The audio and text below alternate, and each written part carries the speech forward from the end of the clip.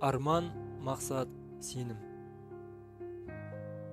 Арман бұл әр адамның өз өмірін қалыптасуына көмектесетін ерекше күш. Арман бұл тек қиялдан тұрмауы тиіс. Себебі еш нәрсе жасамай-ақ мақсатыңа жету мүмкін емес. Ал оған деген талпыныс болмаса, бәрі бекершілік. Уақытыңның барында арманыңның орындалуына мүмкіндік жаса. Бойыңа күш-жігеріңді, ар-намысыңды жина.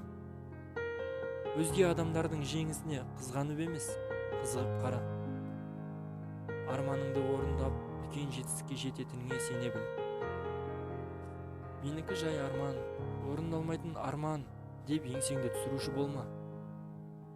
Ең бастысы алға қарай талпыныс, жеңіске деген құлшыныс болу керек.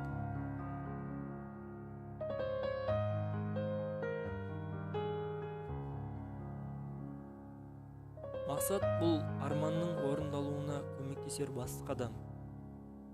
Мақсатыңа жету үшін әр қиындықты еңсеріп білуің қажет. Бір болмашы сынға бола бәрінен бас тартып, кейін өкінетін шешім қабылдама.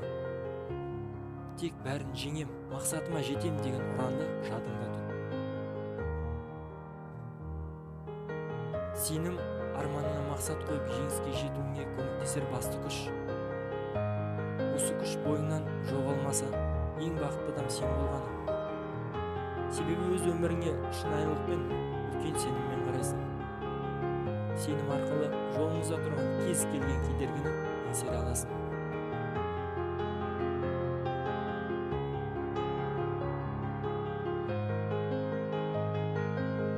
Есіңізде болсын, тарихты тек оқып қана қоймайды, оны жазады. Оны жазатын адамдар өз қорқынышынан қорықпайды.